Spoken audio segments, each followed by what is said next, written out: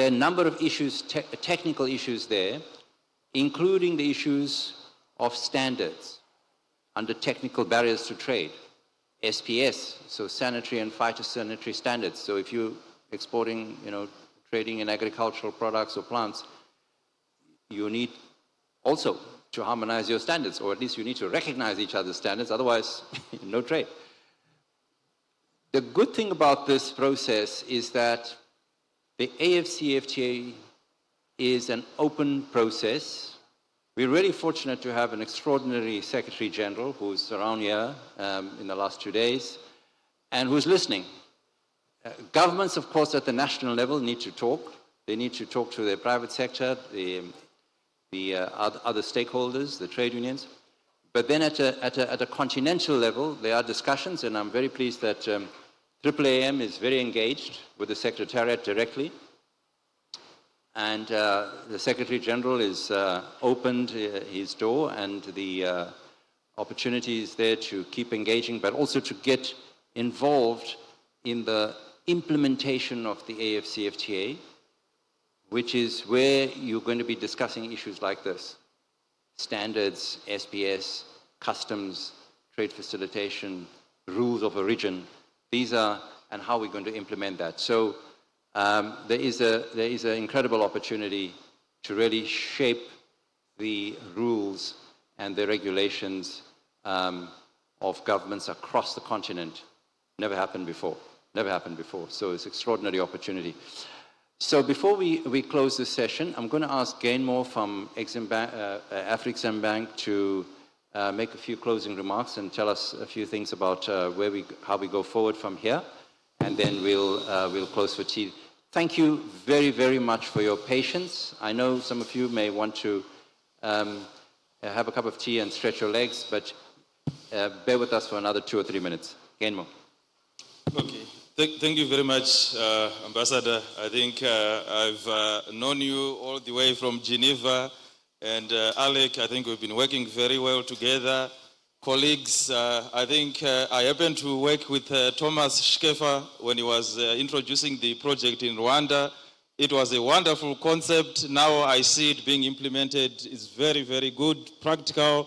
And of course, we've got Deloitte. We basically literally told them that you have no option, but you have to come and work with us to develop automotive financing framework to be able to fix the issues that we are dealing with. So yesterday you had a wonderful discussion on regional value chains. Afrexim Bank, for some of you who basically do not know us, our president, Professor Benedict Orama, basically keeps on saying that if it is possible, it will be done. Even if it is impossible, it can be done. That's basically the mentality in which we have been looking at the automotive sector. We believe that for the automotive sector to be able to move forward, for us to be able to develop a viable automotive sector within the continent under the AFCFTA Secretariat, we need to work together. That is why Afrexim Bank entered into an MOU with AAAM.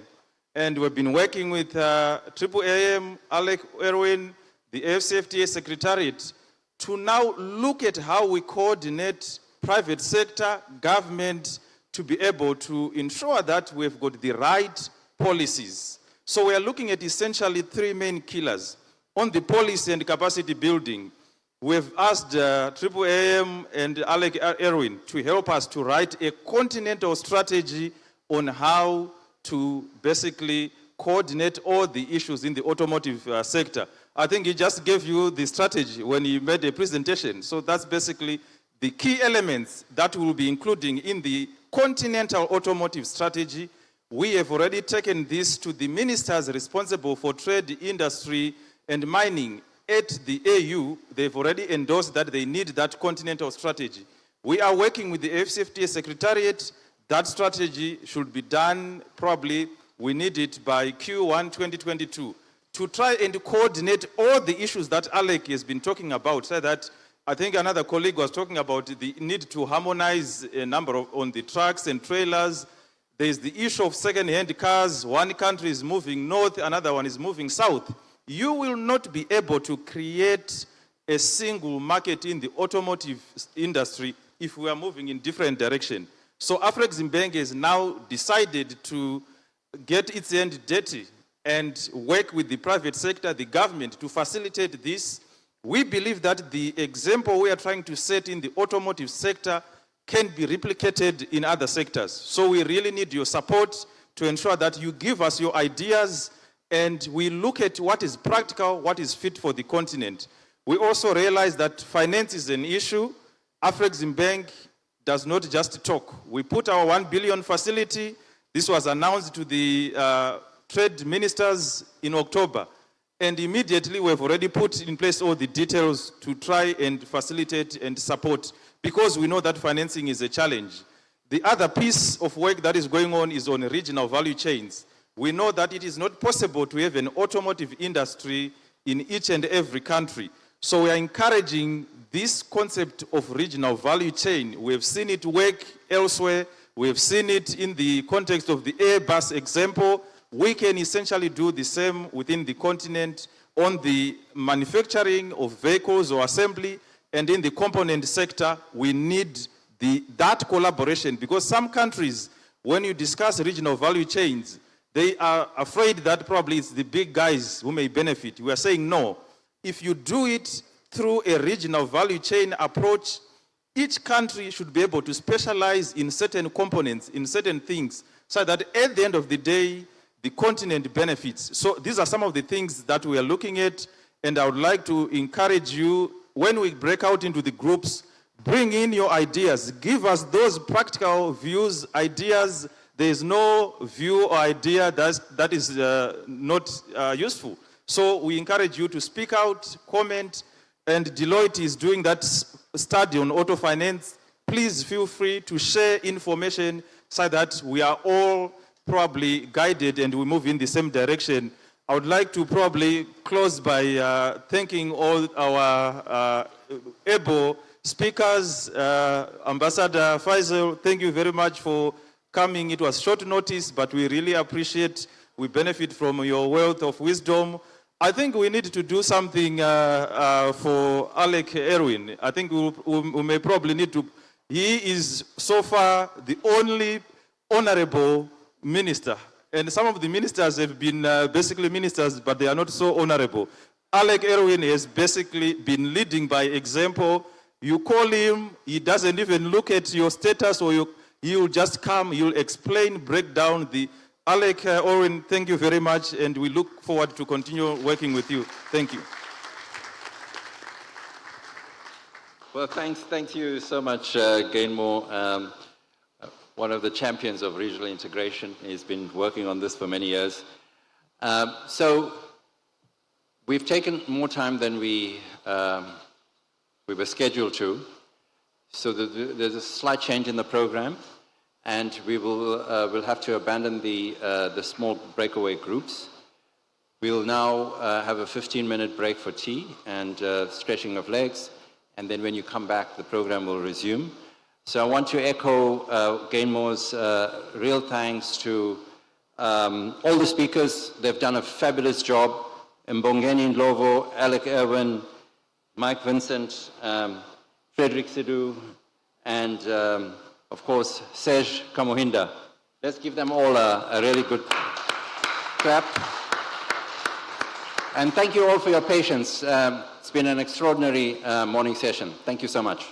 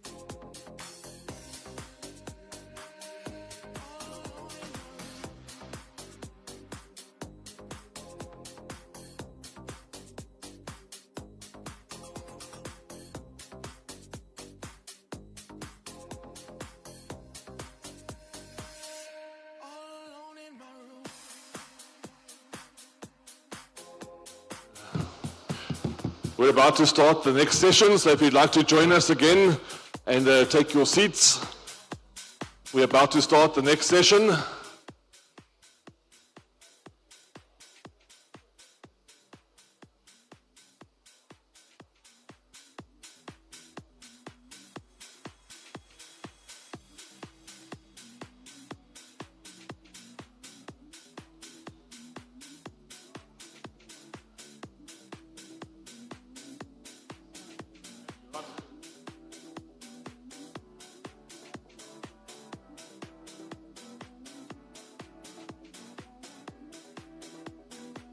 That's fine. Perfect. Perfect. Thank you.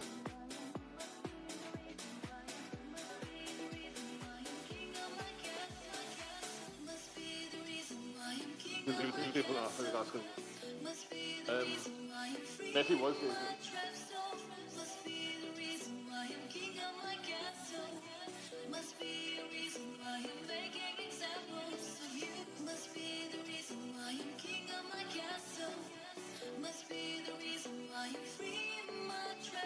All right, we're about to start in 2 minutes. So if you'd like to join us again for the next session, that'll be great. About to start in 2 minutes. Thank you.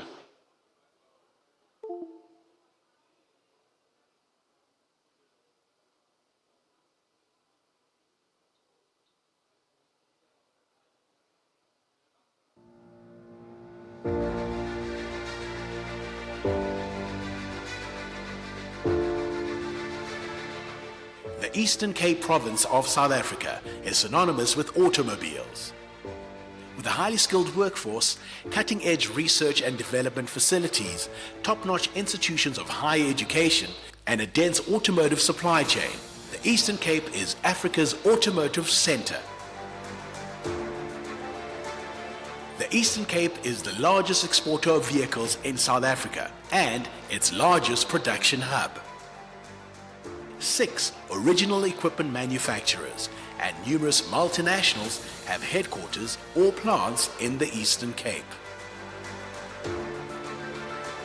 3 ports, including a deep water port, ensure logistical efficiency for the automotive sector. 2 special economic zones offer world-class infrastructure, tax incentives, rebates and a duty-free zone. Purpose-built for manufacturing of export goods. The region's automotive sector employs more than 30,000 people, including engineers and advanced manufacturing experts. The Eastern Cape invites partnerships. Contact us for support around incentives and information for investment, or for advice concerning potential partnerships or agreements with any industry role player, including part manufacturing, advanced manufacturing, e-mobility, and part distribution or procurement. The Automotive Industry Development Center, your partner in becoming globally competitive.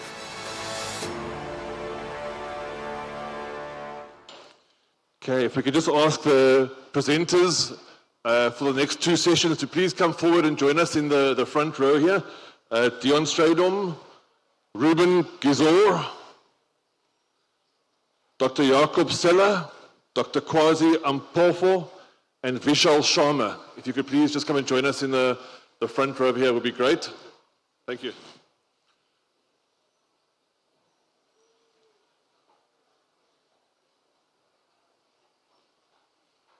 So, Ruben.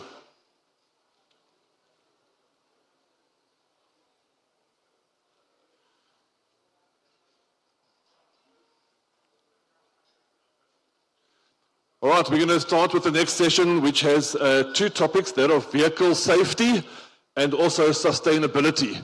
And there will be a chance to ask questions as well throughout the session, so please be ready with your questions. But I'd now like to invite Mr. Kutso Sekota from Deloitte, who is our moderator for the next 2 sessions, focusing on vehicle safety and sustainability. Kutso, over to you. Thanks very much. Thank you.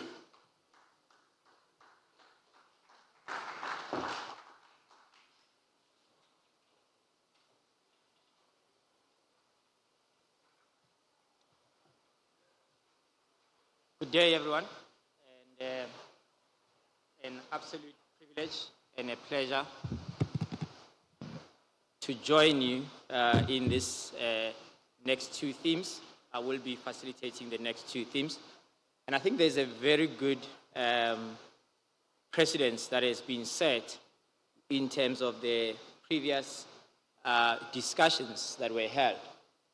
And so we will be looking at the next theme that really is focusing on safety. And I think a lot of the conversation that we have discussed has put the continent as an economy at the center of the conversation. We have explored what does it mean if we are to aggregate and be able to catalyze the value chain participation of the continent. But I think what I really like about this conversation that is coming next and how it adds to the conversation that we've had in the last 2 days is really shifting the focus to the customer and putting the customer at the very center of the discussion and asking a fundamental question that says, what is it in for the customer if we are to make the reforms that we are looking at? What is the value proposition of a customer needing to shift from cheaper used car vehicles imported into the country? What is the value of us talking to standardization? What does it mean for the customer? How does that amplify their experience in terms of safety? And I think beyond safety, when we look at the standards start to talk about vehicle identification, they start to talk about roadworthy testing, and ultimately they talk about how we can make the automotive and mobility sector to be accessible and affordable for the African consumer. So really the conversation is going to be an interesting one. I am joined by two very capable speakers who have worked within the automotive sector and outside of the automotive sector, dealing with the concepts of homologation as well as standards development. And not just the development of the standards, but also the practical implications of the standards. So as we move into this conversation, the key questions that I believe should be at the top of all our minds and have our speakers addressing them as we go are really about some key questions. As we said, what do the standards, what does homologation mean for an African consumer in terms of safety, in terms of asset valuation preservation? You do not buy a vehicle that you cannot guarantee yourself of the resale value. How does it translate into roadworthiness?